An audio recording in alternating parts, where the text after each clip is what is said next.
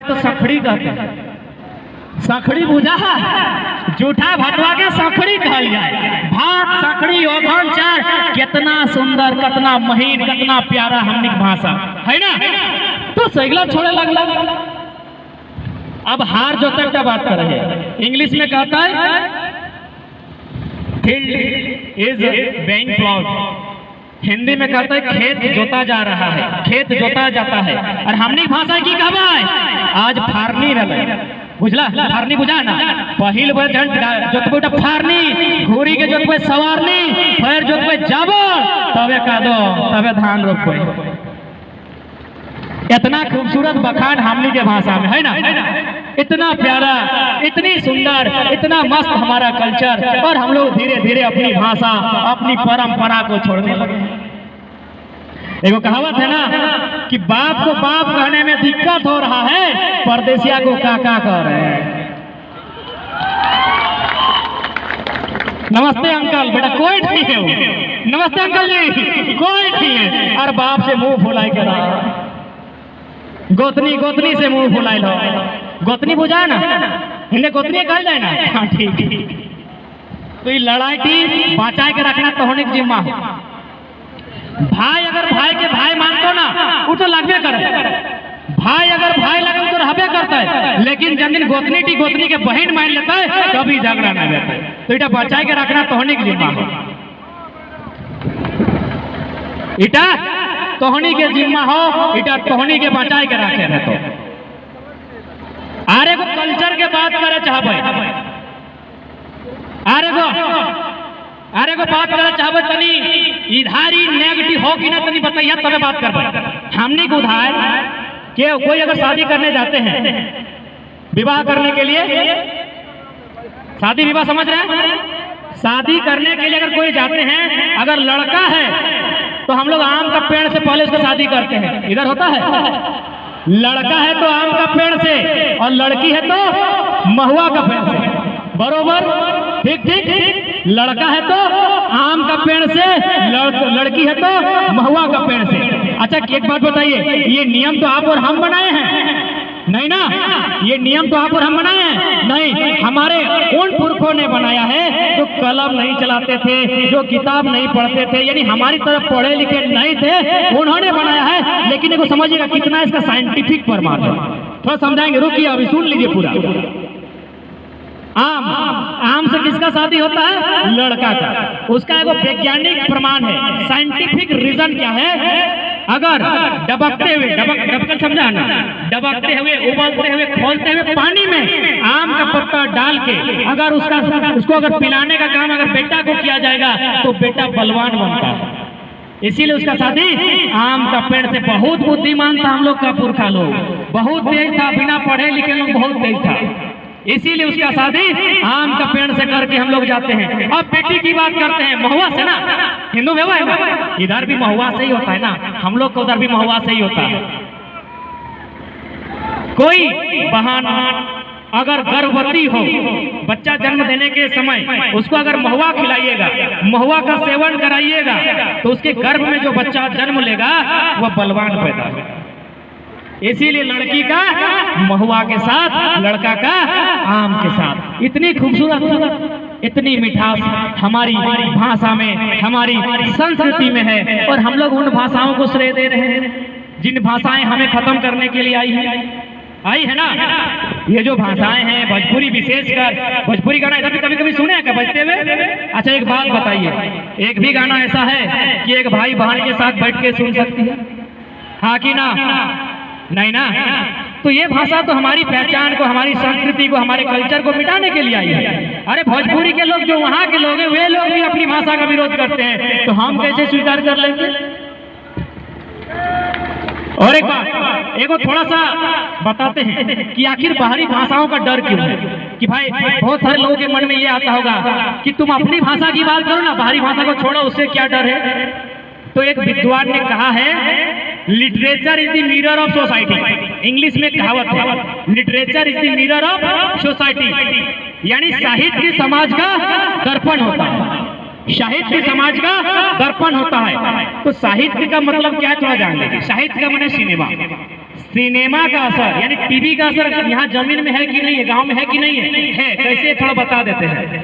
लड़का लोग जो चूल कटाता है, बाल कटाता है, पूछिएगा कहाँ से कटाया, बोलेगा टीवी में विराट कोहली को देखे थे। लड़की लोग जो बॉब कट कटा ली है, पूछिएगा कहाँ देखी थी, बोलेगी एगो सीरियल में देखे थे। यही नहीं, गोतनी लोग सास से जो लड़ जाती है ना, तो पूछिएगा काहे लड़ ली, क्यों मुंह फुलाई, बोलेगी एक दिन सीरियल में देखें सास भी कभी पुतोहू थी। यानी टीवी का असर कहाँ है, समाज में, हम मानते हैं ना। तो भोजपुरी के पास एगो सिनेमा है, भोजपुरी भाषा वालों के पास एगो सिनेमा है। सरकार अभी उसको सपोर्ट नहीं किया है, सो हमारी घर घर पहुंच गई है। सरकार ने उसको सपोर्ट नहीं किया है, सो वो भाषा हमारे घर घर पहुंच गई है। जिस दिन सरकार सपोर्ट करेगी उस दिन क्या होगा, क्योंकि उसके पास एगो टीवी है और टीवी का असर घर में है। टीवी का असर, हम लोग जो लड़का लोग जूता पहनता है तो खिलाड़ी लोग को देख के, कुर्ता की जो पैंट यहाँ बुचा करता है तो टीवी को देख के, तो टीवी का असर समाज में है, टीवी का असर समाज में है। तो उस भाषा का एगो टीवी है, बहुत बड़ा टीवी है उस भाषा के पास। अगर सरकार सपोर्ट नहीं की है तो गांव-गांव चली गई है। जब सरकार सपोर्ट करेगी तो क्या होगा, तो वही डर है। हमारी लड़ाई अपने आप को बचाने की है, किसी को मिटाने की बात हम नहीं कर रहे हैं, किसी को उखाड़ने की बात नहीं कर रहे हैं, हम खुद की माटी में खुद को बचाने की बात कर रहे हैं। और एक बात, जब भी लड़ाई को लड़िएगा ना, तो आपके समाज के लोग भी सबसे पहले ढाल लड़ाएंगे, आपके कुछ अपने लोग आपका विरोध करेंगे। एक कहावत है ना कि यदि सोते हुए समाज को जगाने के लिए जाओगे, यदि सोते हुए समाज को जगाने के लिए जाओगे तो नींद खराब करने के लिए पहला थप्पड़ खुदे खाओगे। कि यदि सोते हुए समाज को जगाने जाओगे तो नींद खराब करने के लिए पहला थप्पड़ खुद खाओगे। तो क्रांतिकारी अगर बनना है ना, तो पहली विरोध, पहली लड़ाई घर से होगी, घर में, हमारे गांव में, अपने समाज में भी गद्दार लोग हैं जो झारखंडी में। अब उस पर भी एक थोड़ा सा छोटा सा कहानी बताएंगे। एक बहेलिया था, बहेलिया समझ रहे हैं, बहेलिया ने चिड़िया पकड़ के बाजार में बेचता है जंगल से, तो वो तितर बेचता था। तितर समझ रहे हैं, तितर खातिर सोना बने लोग गाना भी बजा है, वो तितर बेचता था। वो बहेलिया तितर बेचने का काम करता था। उस मार्केट में वो तितर बेचने गया, एक तितर का दाम 50 रुपया था, एक तितर का दाम मात्र 50 रुपए था और एक तितर का दाम 500 था। एक तितर का दाम 50 और एक का 500, बहुत अंतर है ना भाई, एक का 50 एक का 500, और दोनों एक ही जैसा है, एक रंग एक रूप एक जैसा दोनों है। तो एक लड़के ने पूछा कि अरे भाई, एक का दाम 50 है, एक का दाम 500 है, ऐसा क्यों? तो उसने कहा कि जो 50 है ये जंगल का तीतर है, इसको जंगल से पकड़ के लाते हैं, और जो 500 का है वो मेरा पर्सनल बुझा है ना, पर्सनल हमारा अपन निजे के तीतर है, और इसको क्या करते हैं पता है, इसको जंगल में छोड़ देते हैं। जो मेरा तीतर है जिसका दाम 500 है, इसको जंगल में छोड़ देते हैं, और ये अपना आवाज में बाकी तितर को बुलाता है, टेव टेव टेव टेव टेव टेव, बाकी तितर को बुलाता है। जैसे ही बुलाता है सबको हम पकड़ लेते हैं। ये अपनी आवाज में, मेरा पोसल तितर है ये अपनी आवाज में पालतू तितर जब बुलाता है उसको हम पकड़ लेते हैं और सबको 50 में बेचते हैं, इसको 500 में, कि मेरा तितर है। उस लड़का ने 50 नहीं 500 वाला तितर खरीदा और बीच बाजार में उसका गर्दन को काट कर फेंक दिया और बोला गद्दारों का कोई जरूरत नहीं है।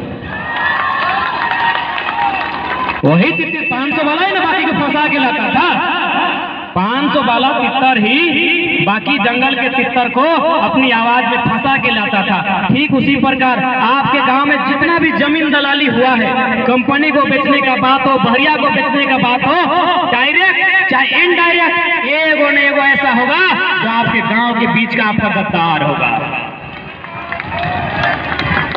तो उन गद्दारों से भी लड़ने की आवश्यकता है, इस बात को तय कर लीजिएगा।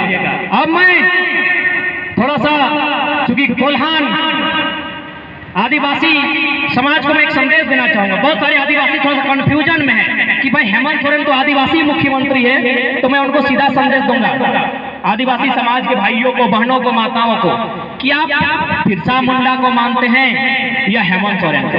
आप जयपाल सिंह मुंडा को मानते हैं या हेमंत सोरेन को? आप रामदयाल सिंह मुंडा को मानते हैं या हेमंत सोरेन को? यदि आप बिरसा मुंडा को मानते हैं, यदि आप जयपाल सिंह मुंडा को मानते हैं, यदि आप रामदयाल मुंडा को मानते हैं, तो हेमंत सोरेन को नहीं मान सकते हैं। बोलिएगा क्यों? क्योंकि बिरसा मुंडा की लड़ाई किससे थी? जमींदार महाजन दिखू।